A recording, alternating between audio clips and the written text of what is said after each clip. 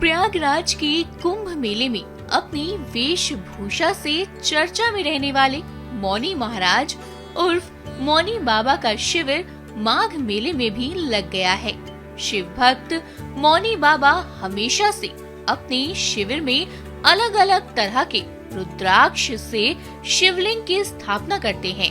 इस बार भी उन्होंने माघ मेले में 11 फीट ऊंचा शिवलिंग बनाया, जो पूरी तरह से रुद्राक्ष से बनाया गया है।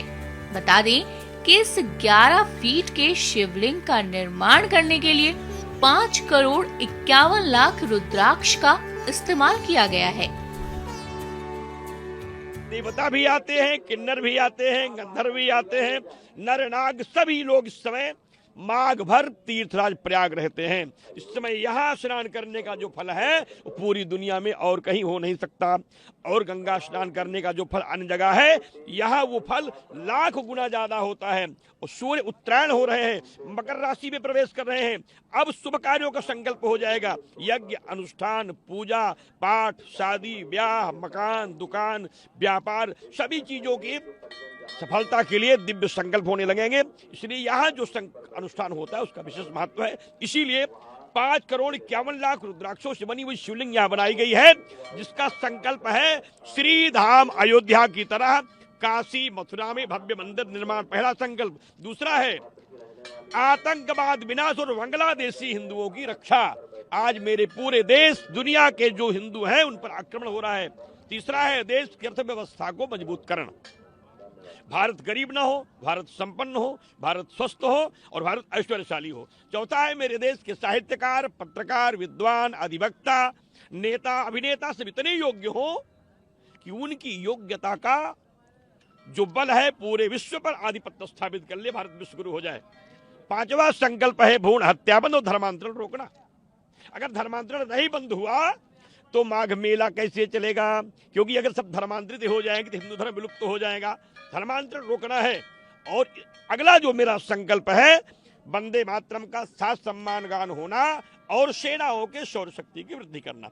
इन संकल्पों को लेकर के 5 करोड़ 51 लाख रुद्राक्ष की मणियों से बने हुए भगवान शिव के दिव्य ज्योतिर्लिंग, जो 11 फीट ऊंची है, 9 फीट चौड़ी है, 7 फीट राउंड से है, उस ज्योतिर्लिंग के ठीक सामने 11,108 त्रिशूल स्थापित किए गए हैं। काला त्रिशूल आतंकवाद विनाश के लिए बनाया गया है। पीला त्रिशूल महामारी को रोकने और कुंभ में हुए हादसे की पुनरावृत्ति न उसे रोकने के लिए किया गया है। सफेद त्रिशूल ज्ञान विद्या बुद्धि के लिए है और लाल त्रिशूल देश की अर्थव्यवस्थाओं के लिए है। लेकिन जो विजय त्रिशूल लगाए गए हैं, ये विजय त्रिशूल 4 लगाए गए हैं। मंगल त्रिशूल, श्री त्रिशूल और शक्ति त्रिशूल और अनुग्रह त्रिशूल। इन त्रिशूलों से चारों दिशाओं में देश की रक्षा होती रहेगी। चक्रकुंड बनाए गए हैं। चक्रकुंडों में 101 कुंतल आहुतियां की जाएंगी। कल से आहुति प्रारंभ हो जाएगी। कल सायंकालीन सत्र से कई हजार दीप रोज जलाए जाएंगे और यह क्रम लगातार महाशिवरात्रि तक चलेगा। एक विशेष प्रयोग यहाँ होने जा रहा है जो आपके चैनल पर लोग देख पाएंगे। एक मचान बना हुआ है लोहे का, नीचे उसके एक बड़ा सा कुंड बना हुआ है जिसमें एक विशाल अग्नि जलती रहेगी। उसके ऊपर मैं बैठ करके सायंकाल सत्र में आहुति करूंगा आतंकवाद को रोकने के लिए। कल सूर्योदय के साथ मेरी परिक्रमा शुरू होगी। अब तक मैं 3348 किलोमीटर लेट के चल चुका हूं। कल फिर से परिक्रमा हो रही होगी काशी मथुरा मंदिर निर्माण की, जिसको लेकर के सुबह 7 बजे के बाद पूजन अर्चन करके यहाँ से लेट के मैं संगम जाऊंगा।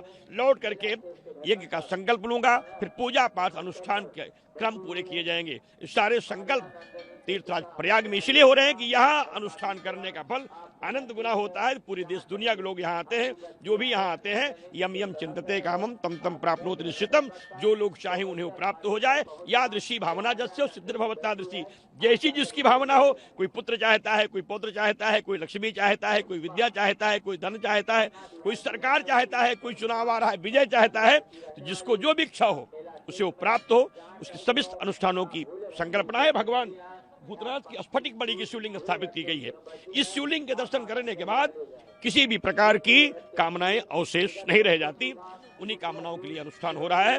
सभी लोगों से मेरी प्रार्थना है कि जो जहां भी है वहां से भगवान भूतनाथ के अनुग्रह को प्राप्त करें और अपने कल्याण के लिए राष्ट्र रक्षा का संकल्प लें।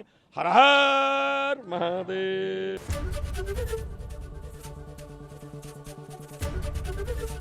एबीपी गंगा, खबर आपकी, जुबान आपकी।